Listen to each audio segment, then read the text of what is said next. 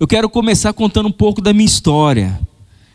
Na minha adolescência, eu tinha muitos amigos. Eu posso falar que chegou numa fase da minha adolescência, assim, mais ou menos 16 anos, por aí, que eu tinha muitos amigos. Da onde eu morava, eu podia ir sozinho para uma lanchonete, para algum lugar que o pessoal se encontrava, e eu podia ir sozinho, que lá eu tinha meus conhecidos. Mas o interessante é que mesmo tendo festas para ir, lugares para frequentar, eu me sentia só. Às vezes estava lá no meio do pessoal, bastante gente, bastante amigos, mas quando eu chegava em casa, colocava a cabeça no travesseiro, eu me sentia solitário. Eu ficava assim, pensando, quando vai ser a próxima festa? Quando vai ser o próximo evento? Que eu preciso disso, eu preciso de alguma coisa. E nessa época, a ideia que eu tinha de Deus era alguém longe, distante.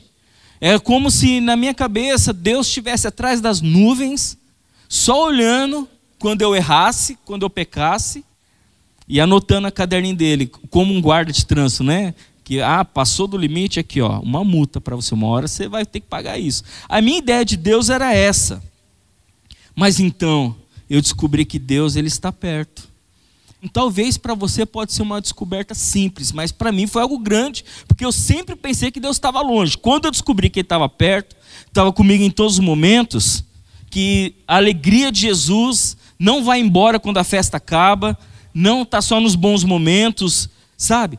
Uma das minhas maiores alegrias, até hoje eu tenho essa alegria, é andar na rua, conversando com Deus. Eu trabalhava de promotor, então eu andava muito, não era um lugar fixo, eu ia muito de um lugar para o outro, e às vezes na rua eu tinha que ir da distância de um lugar até o outro, assim a pé mesmo, e eu ia conversando com Deus. Às vezes eu me distraía, eu não percebia que tinha pessoas passando, né?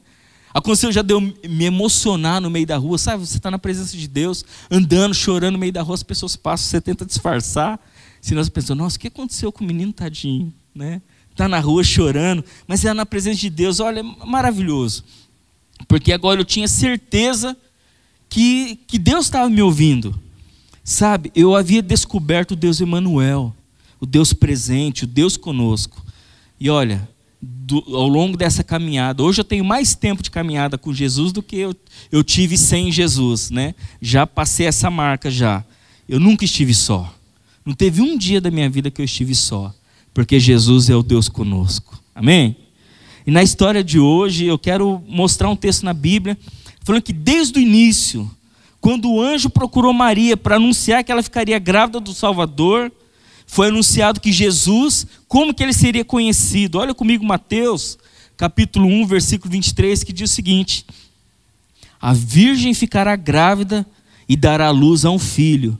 E lhe chamarão Emanuel, que significa o quê? Emanuel quer dizer o quê? Deus conosco. O nome dele seria Jesus, mas ele seria conhecido como um Deus conosco, Deus Emanuel.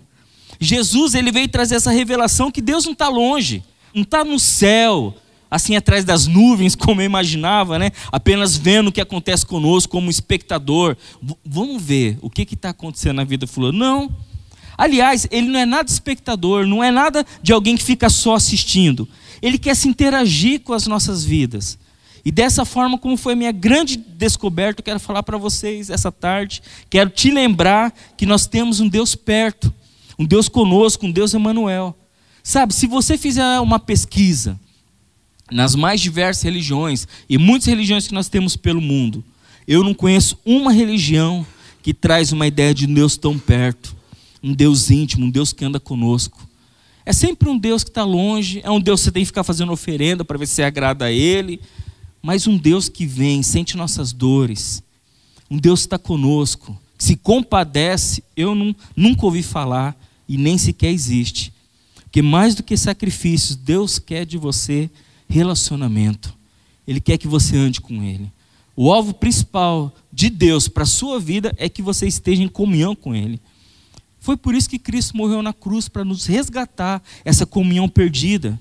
Então eu quero lembrá-los agora, se Deus está presente em todos os momentos, que impacto isso causa na minha vida? O que isso causa na minha fé e na minha vida diária? Em primeiro lugar, eu quero que você se lembre que Deus é presente nos momentos difíceis.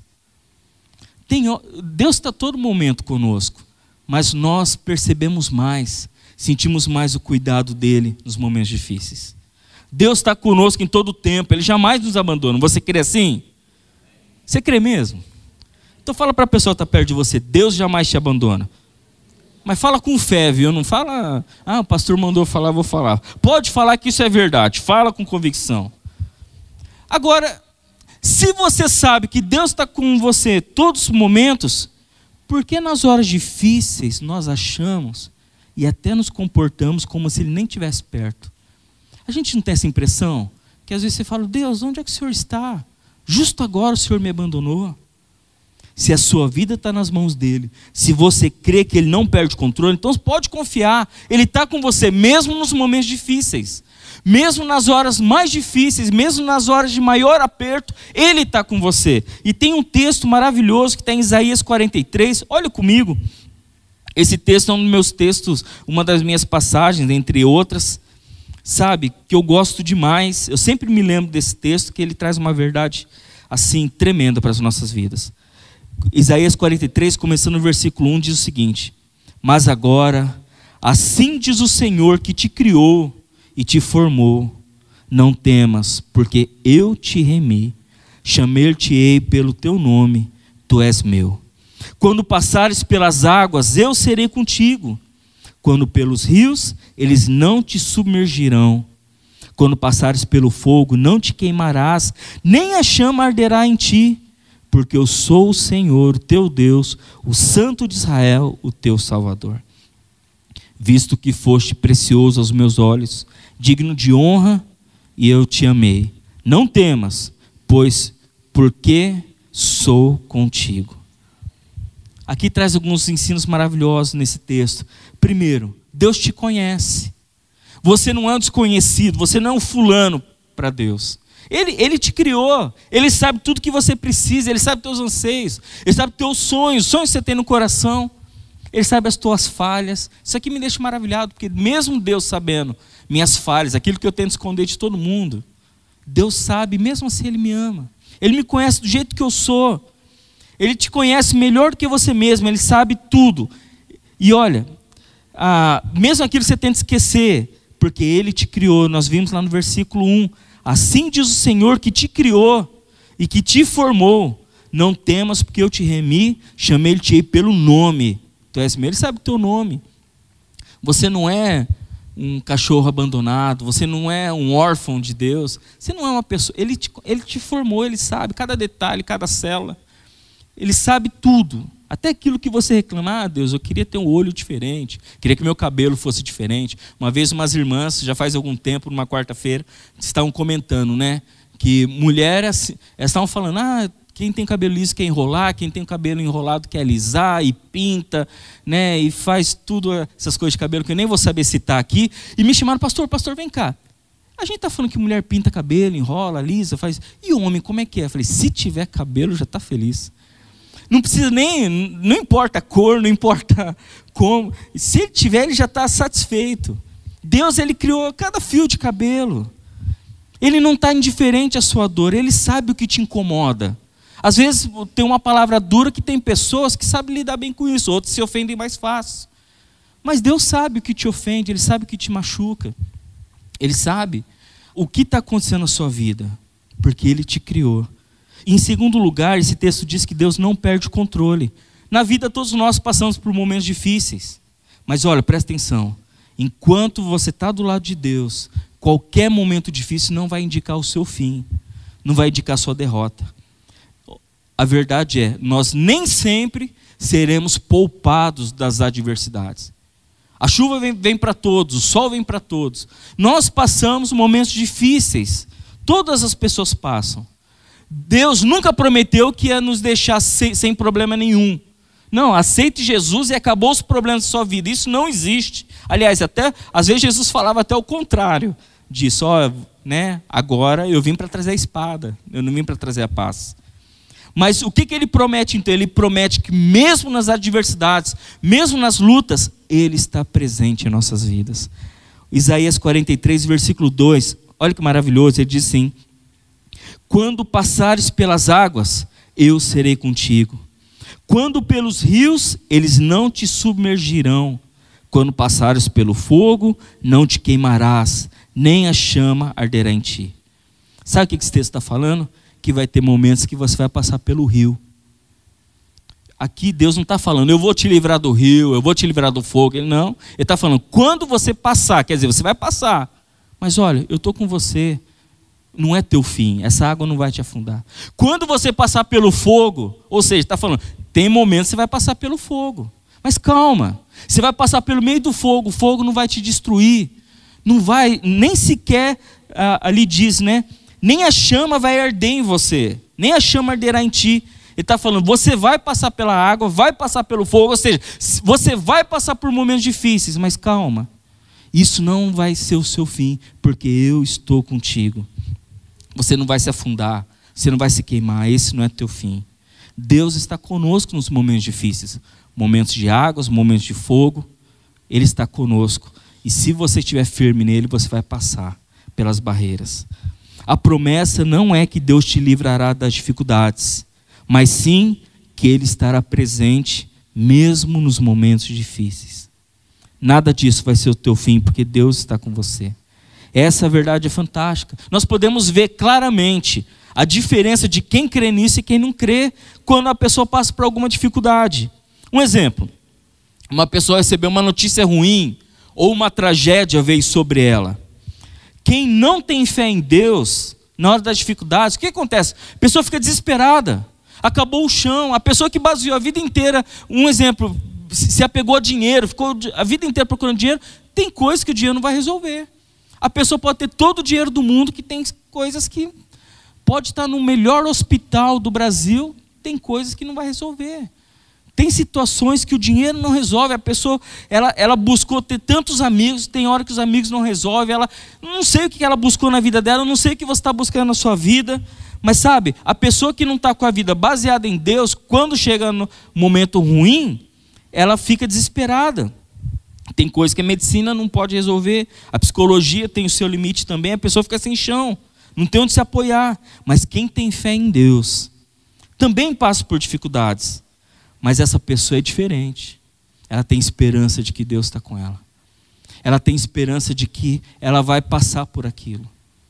E mesmo se não está acontecendo do jeito que ela quer, ela encontra forças em Deus para enfrentar o que for, o que tiver que enfrentar. Ela encontra força em Deus para continuar a caminhada, para estar firme. Sim, às vezes tem lágrimas, às vezes tem dores. Lembre, você vai passar pelas águas, vai passar pelo fogo. Mas essa pessoa, ela vai firme até o fim. Ela não fica desesperada. Como você reage em meio às dificuldades? Assim como num dia nublado, você não consegue ver o sol, você crê que o sol está atrás das nuvens, como nós cantamos. Então, creia. Você pode não ver Deus. Puxa, na hora da dificuldade, onde Deus está? Você pode não ver, pode não sentir, mas creia que Ele está com você. Eu não sei pelo que você tem passado, talvez tenha alguém aqui passando por algum momento delicado. Você chegou a pensar, às vezes você não fala até com medo de pecar, mas no fundo você chegou a pensar, falou, eu acho que Deus me abandonou. Essa tarde é para você se lembrar, mesmo sem ver Deus, Deus está com você em todos os momentos. Não desista, sabe, se apegue à sua fé, busque ao Senhor, porque com Deus as lutas têm prazo de validade. Você pode passar pelas águas, pode passar pelos fogos, pode até sentir o calor do fogo, mas não vai te queimar, porque Deus está com você. Na hora das lutas, das dificuldades, às vezes nós não devemos orar para Deus nos livrar. Fala, Senhor, se eu tenho que passar por isso, então me dê forças para passar. Continue firmes comigo. A nossa oração deve ser o seguinte, Senhor, eu confio em Ti. Se eu tenho que passar por esse momento difícil, me dê sabedoria para lidar com isso, me dê forças para suportar. Porque nós temos um Deus que está presente até mesmo nas horas difíceis. Em segundo lugar, Deus é presente também, além de estar presente nas horas difíceis, Ele é presente quando eu tenho medo. Todos nós passamos por situações que sentimos medo. Às vezes o medo de uma pessoa é diferente do medo que a outra pessoa tem, mas todos nós temos medo de alguma coisa. Algo nos deixa inseguros. Como pastor, nós temos acompanhado pessoas, um exemplo, quando a pessoa recebe um diagnóstico médico, que tem que fazer uma cirurgia, ou um tratamento delicado, a pessoa Sabe, tem que ter muito sangue frio para não se abalar com uma notícia dessa. Às vezes não é nem com a pessoa, mas é com alguém próximo. Todos nós temos medo. O que pode acontecer? Tem pessoas inseguras com o seu emprego. Tem pessoas inseguras, com medo do que será que pode acontecer com meu filho? Será que eles... Tem pais que estão com criança de colo, já pensando, puxa, será que na adolescência, do jeito que o mundo está, como que o mundo será que pode afetar os meus filhos? Tem pessoas que têm medo de não ser bem-sucedidas, traídas, rejeitadas, têm medo da perda, ou qualquer outra situação que pode tirar a paz. Jesus está falando o seguinte: não deixe o medo ter a última palavra sobre sua vida. Ele está conosco. As notícias podem ser negativas, mas lembre-se, nós temos um Deus presente. O medo é natural. Todos nós temos medo.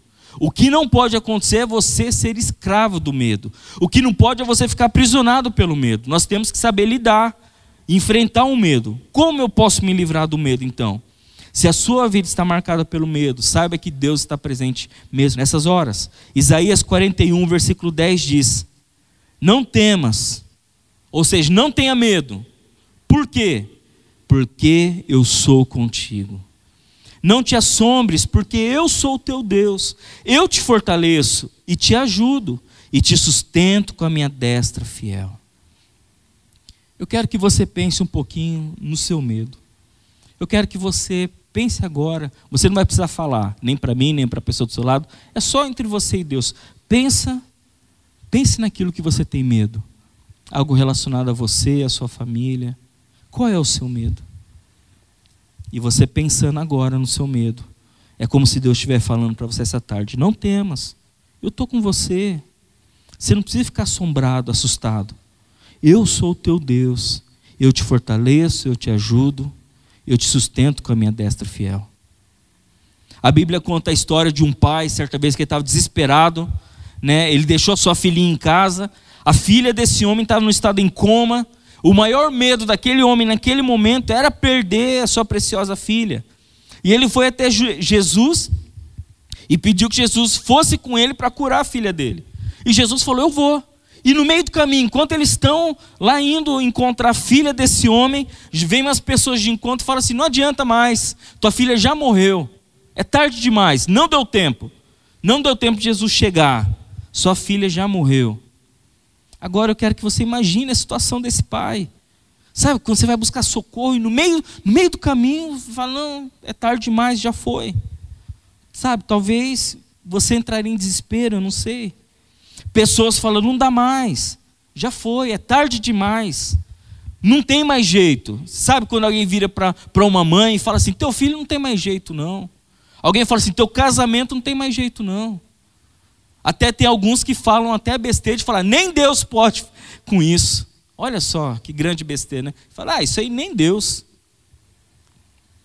Mas quando aquelas pessoas começaram a falar isso para aquele pai: está tarde demais, sua filha já morreu, não deu tempo. Olha o que Jesus disse para ele em Marcos capítulo 5, versículo 36.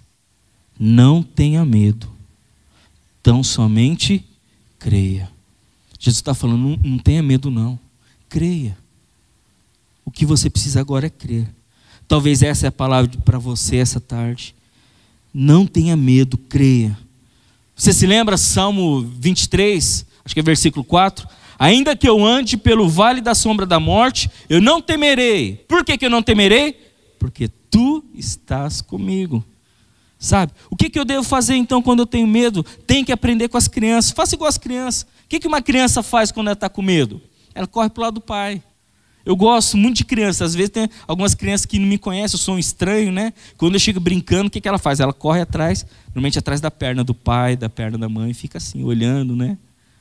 É isso, quando você sentir medo, alguma coisa está vindo te intimidar, você tem que correr para o seu pai.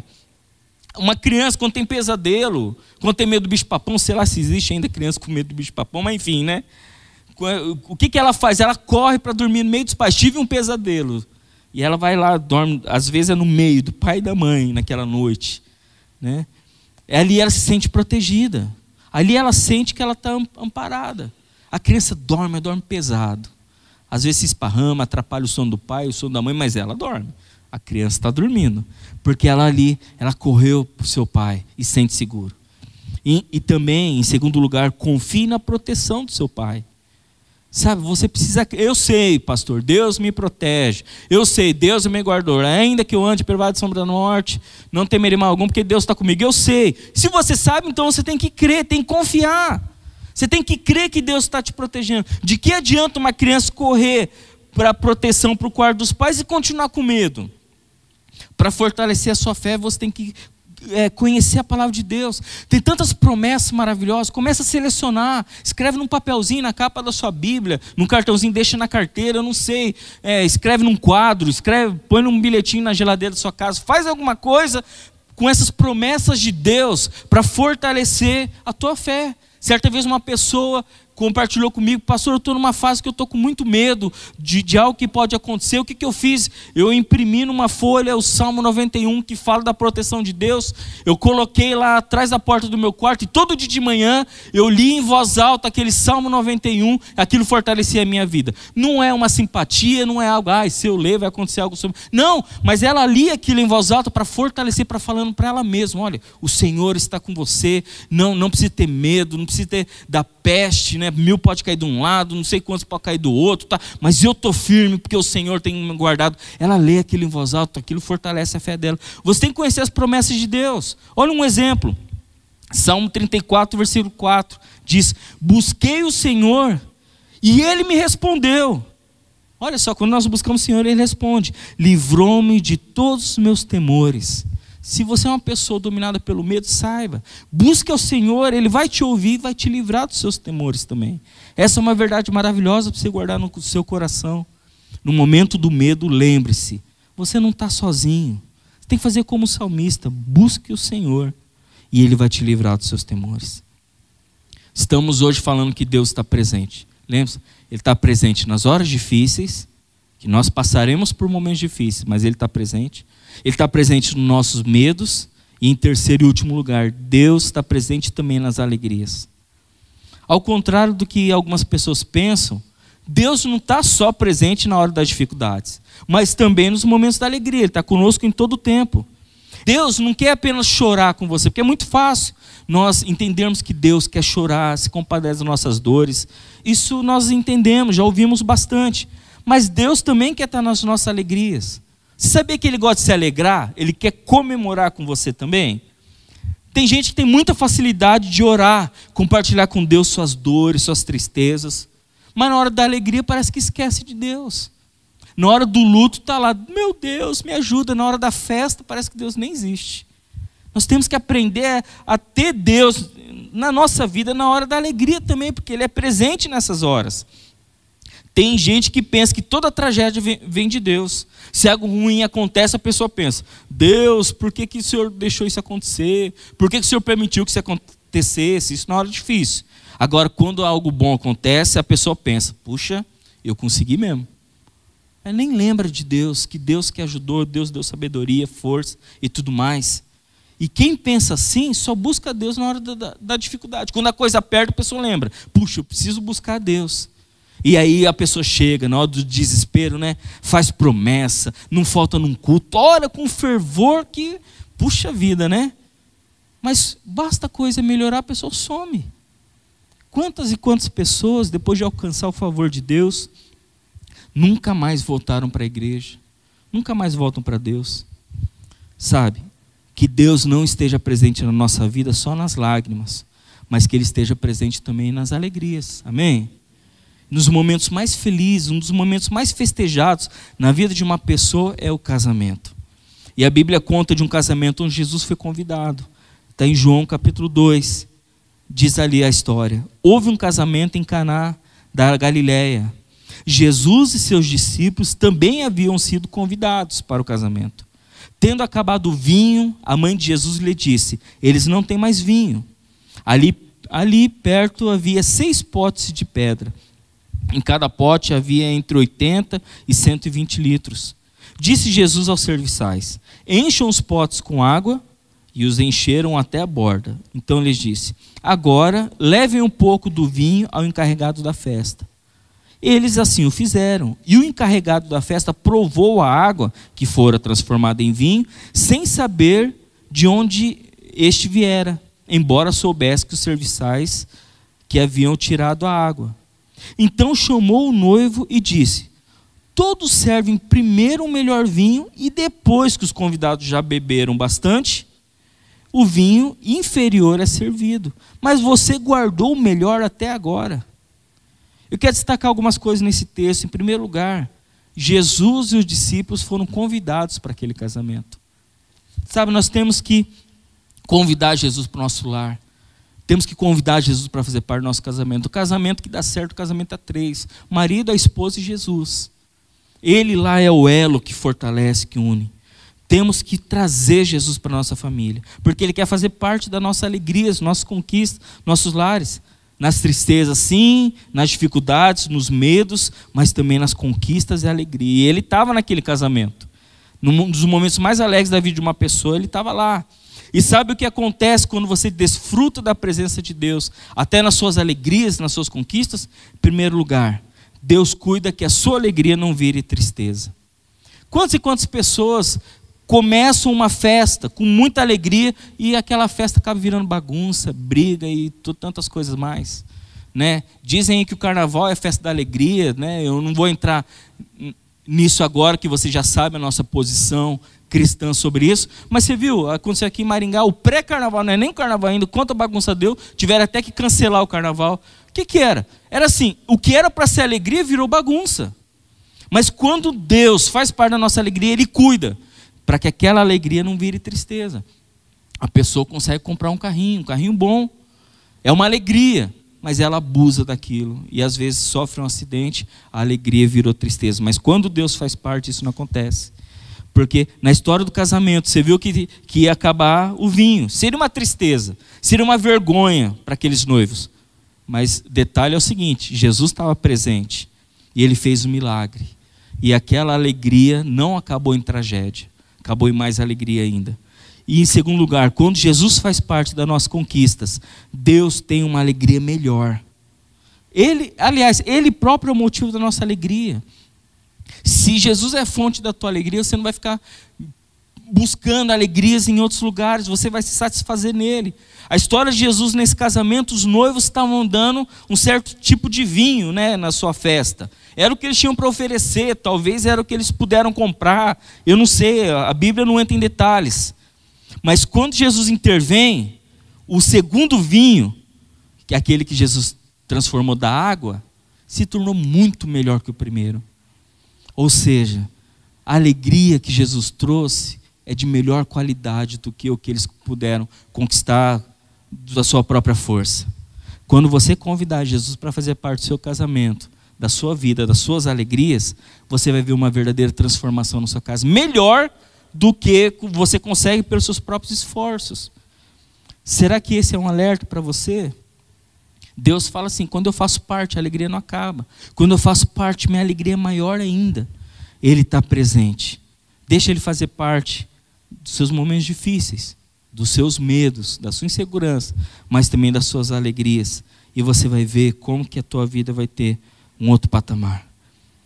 No que a sua vida seria diferente se Jesus estivesse fazendo parte da sua vida como um todo? Eu gostaria que você fechasse os teus olhos. Eu quero que você, antes de orar, de olhos fechados, mas antes de orar, eu queria que você tentasse imaginar o que seria diferente na sua casa se Jesus estivesse presente. Eu quero que você tente imaginar o que seria diferente no seu casamento se Jesus estivesse dentro. Eu quero que você tente imaginar como seria talvez o seu trabalho. Ou eu não sei o que envolve a sua vida, mas se Jesus estivesse presente em todas as áreas da sua vida, o que seria diferente? Se na hora que você tivesse medo, na hora que você sente medo, se você cresce que o Senhor está mesmo com você na hora do medo, o que seria diferente? Se na hora das dificuldades você cresce que Deus está te ajudando, te fortalecendo, como você reagiria diferente? Se na hora da sua conquista, você realmente consagrasse aquela conquista ao Senhor, o que seria diferente? Deus quer fazer parte de todas as áreas da sua vida. desde as mais alegres até os momentos mais delicados. Permita que Ele faça parte, convide Ele para fazer parte. Senhor, nós estamos na Sua presença, cremos que o Senhor é um Deus conosco, cremos que o Senhor é um Deus que quer estar conosco, caminhar, se alegrar, chorar, nos fortalecer em todos os momentos. Senhor, que cada pessoa aqui, me incluindo, Senhor, possamos crer e viver uma vida baseada na fé de que o Senhor está conosco todo o tempo, no nome de Jesus. Missionária Central de Maringá.